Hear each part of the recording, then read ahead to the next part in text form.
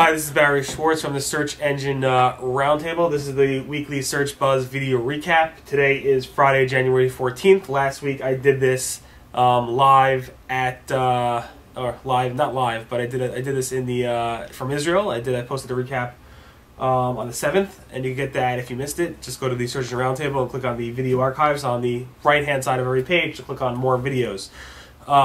Anyway, I just got back from Israel last night, a bit jet lagged, or whatever you might call it. My kid was up at 2 o'clock this morning, but everything seems to be going well. Let me go through this quickly because I want to make sure to get this uploaded and ready before the end of today. The first topic I wanted to discuss was the possible PageRank update. Obviously, I tell everybody not to worry so much about PageRank, toolbar PageRank, etc., and that's pretty much well known in the SEO industry already. But January 13th, we wrote a blog post about a possible PageRank update that happened this month. A lot of people are talking about it. I don't think it happened to most people, but it happened to some people. The main point about this was that SEOs are extremely eager for a PageRank update. All I see in the chat rooms these days, or the forums these days, is when is the next PageRank update going to happen? And we found a lot of people talking about a possible PageRank update that started this past week. So definitely, if you want to go ahead and check your PageRank, you can definitely do that. But again, it really plays very little factor in your ranking. The toolbar PageRank has a very, very little factor at all in your rankings. What does have a factor is PageRank, but that's the PageRank that Google uses internally, and you really shouldn't worry about what you see in the toolbar. The next topic I want to discuss was an AdWords related topic. AdWords has changed is changing their display URL policy. The display URL, at least in domain factors in the domain area, will have to be lowercase from now on. It doesn't mean you have to make any changes. Google will automatically make those changes for you. So if you were capitalizing the R and B in rustybrick.com, Google would automatically lowercase that to a lowercase r, lowercase b. Somebody went ahead and put in the Search Engine Watch forums that basically, PennIsland.com is definitely better than lowercase PennIsland.com. If you take a look at that, PENISland.com, so penisland.com versus PennIsland.com, could definitely confuse people when it comes to lowercasing the domain name.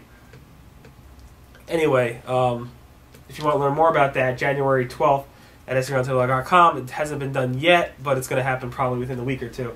So definitely take a look at that. This is funny. This morning I posted about a thread over at Digital Point forums where some of the people there were kind of shocked to see that Google posted a blog post on fact or fiction, basically saying, fact, we do not allow auto-generated or otherwise unoriginal content to participate in the Adsense program. This is to ensure that our users are benefiting from a unique online experience and that our advertisers are partnering with useful and relevant websites. The funny thing about this is that there's two parts. One is that AdSense publishers do not know or realize that you cannot, you're not technically supposed to auto-generate content that is unoriginal and put AdSense on them. At the same time, it's kind of funny that there's tons of it out there with AdSense on it, and Google's saying it's not allowed. Anyway, there's twofold funniness in there. January 14th at SEOroundtable.com.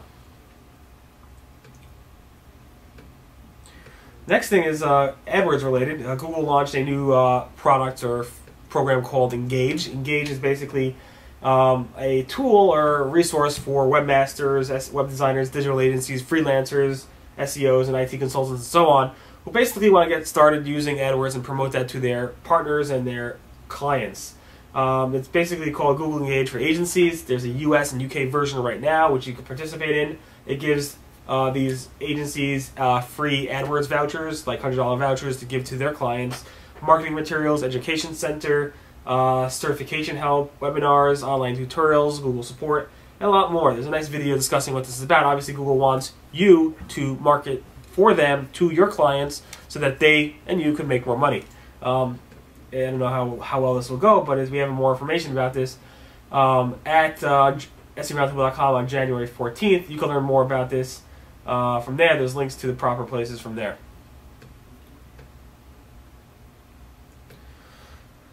On the product search side, Google has made a change, or is making a change to how they handle product data in Google Product Search.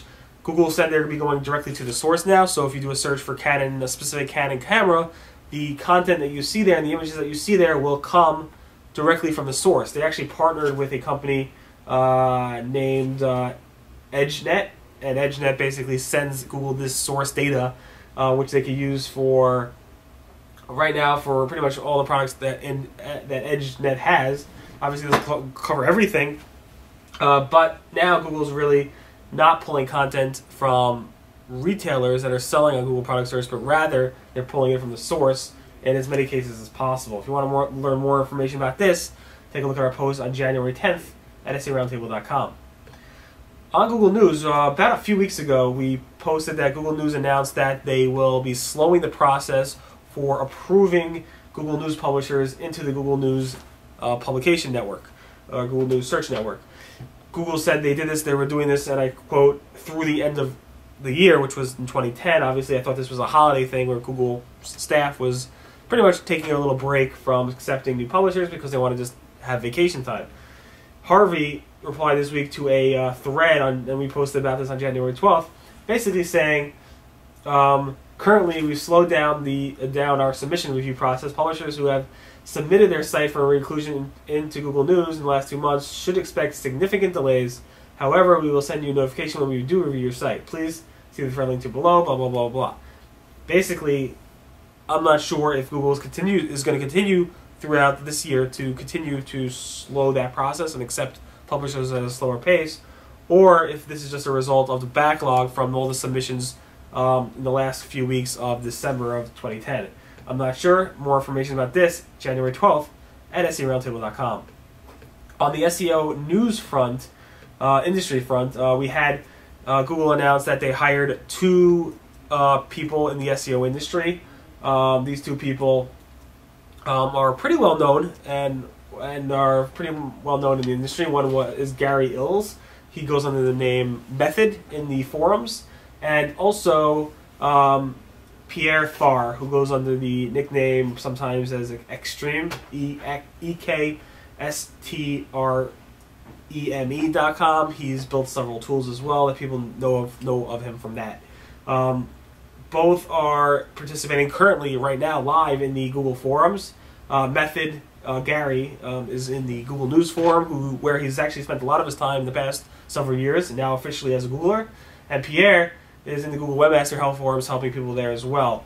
So it's very nice to see. I think Pierre is working in the Google London office for now, and Gary's working in the Zurich office with John Moo. John Moo is, I think, in charge of them, or kind of helping them through this process. And as you know, John Moo was also an SEO in the forums, helping a lot of people, and then became a converted Googler. I wish him much, obviously, congratulations on this, and a lot of luck in the future working at Google. 2 more topics, and we're done.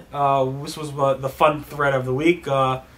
It's funny where we see. I wrote about this on January 11th. If you haven't seen this, you got to check it out. January 11th. The title is "Don't Force Google's Hand, Especially If You're Sketchy." There was a Google Webmaster Help forum where we covered a person talking about a SEO company named Better Placement, guaranteeing this to being the first company authorized to work directly with Google.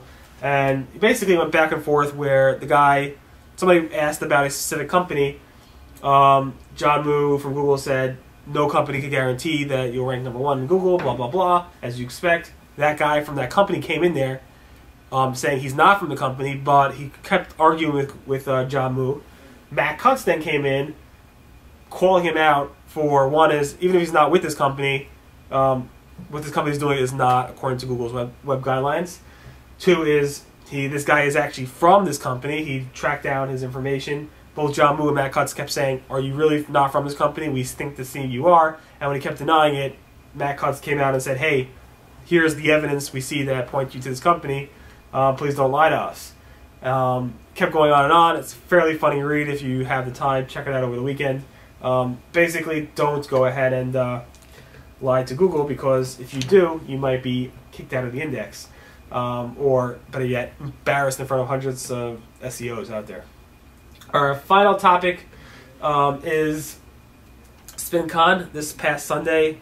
One of the main reasons I was in Israel was to host the SpinCon Israel event. It was at the Imbal Hotel in Jerusalem. The conference, I think, went incredibly well. We had 30 plus speakers. We had about 430 people come to the event.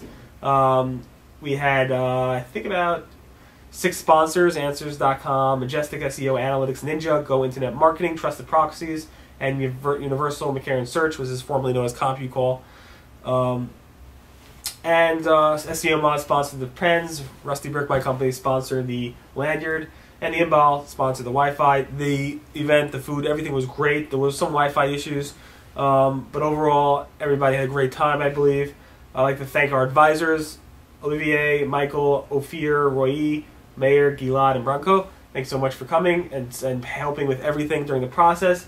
And obviously, we had 30 plus speakers. We had a Google rep, Caspar, from the Google Dublin office. Thank you so much for coming. Tomer sent him. He was great to have, and he was great to, very helpful for a lot of people out in the conference. So thank you so much, Google, for sending Caspar, and thank you, Caspar, for being so friendly and helpful for everybody. Obviously, I'd like to thank people who came from internationally. Kevin Gibbons from SEO Optimize, Ellie Feldman from Rank Above, Dixon Jones from Majestic SEO, and Thomas Bindel from Germany from Refined Labs. Thank you so much for coming out all this way to partake in the event. Obviously, all the local Israeli SEOs who really made an impact in the industry over there. We have some pictures, some video recaps, and some other details about the event. If you want to learn more about this, January 10th at SEOroundtable.com. And that pretty much recaps everything. Thanks again for making SpinCon such a great event, and thank you so much for watching today. Today is Friday, January 14th, and hopefully we'll see you guys next week. Everyone have a great weekend, and see you guys next time. Bye.